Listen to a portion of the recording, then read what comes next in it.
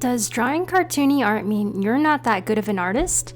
Hey guys, thanks for joining in. In this video, I'm going to be talking about moving away from realism and the stigma of drawing cartoony or stylized art. I know that as artists, we are our own worst critics, and it's so easy to compare ourselves in a world where we can go on social media and scroll and start looking at all the different artwork. And part of that comparison can be lack of confidence in our own art styles. So recently I was talking to somebody and discussing what I was up to, and I was saying that I've been trying to work on my art skills a little bit more. And they were asking, oh, what about it? Are you trying to make things look, like really realistic? Because they had just recently seen an Instagram reel where somebody had produced a hyper-realistic drawing. They were very clearly impressed by that. I know that that's something that they weren't trying to put me down with, but it almost seems like with a lot of people, including myself, when we see hyper realism or even just realism in art, we think that's the pinnacle of art perhaps, and that it's something that everybody is trying to achieve. We all know that as artists, we're our own worst critics and we're trying to get better, and sometimes when we think about better, we think about more realism in our art and how realistic can you get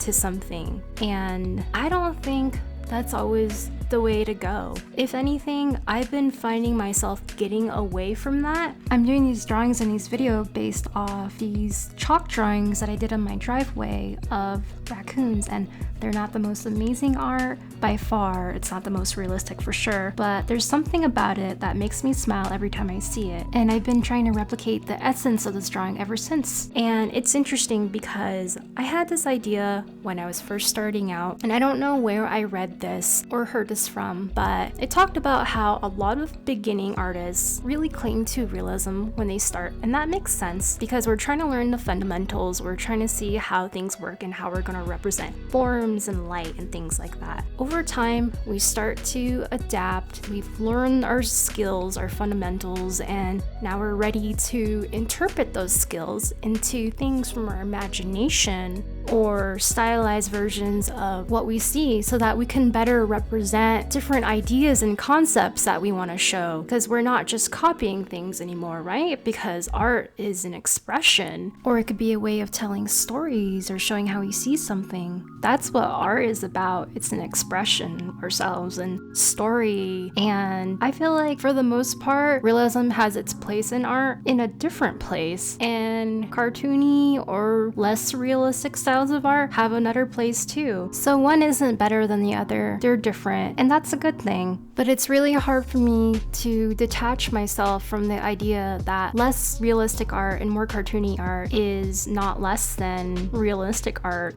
And cartoony art isn't even easier in my opinion, because even though it's about simplifying the forms and the shapes and the lines and the details overall, you have to know what to keep and what to emphasize, and you make these decisions as an artist to help tell the story, and the different details that you do leave elevate that character's story. So while it might seem easy to write off cartoony stylized art as childish, silly, or less skilled than other type of art forms, I would argue that it's actually none of that, but it's actually fun, and instead of childish, it's playful, and it has a spirit and a magic to it that the world needs more of.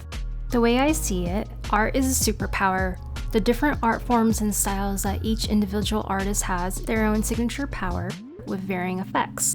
With your art and illustrations, you can really affect how a viewer thinks and feels about different topics and messages, and you can achieve this with stylistic decisions. That sounds corny, but it's all just to say that there's room for all types of art in this world, and your artistic voice, however you want to develop it, is just as valid and can find its own place in this world too. So if you're already creating art like this, keep doing that, because your art can still be impactful even if it's silly and cute. It could just be that one thing that makes somebody else smile. So here are the final results of the two drawings. I hope that I captured the playful essence that I had when I was drawing them with the chalk on the driveway.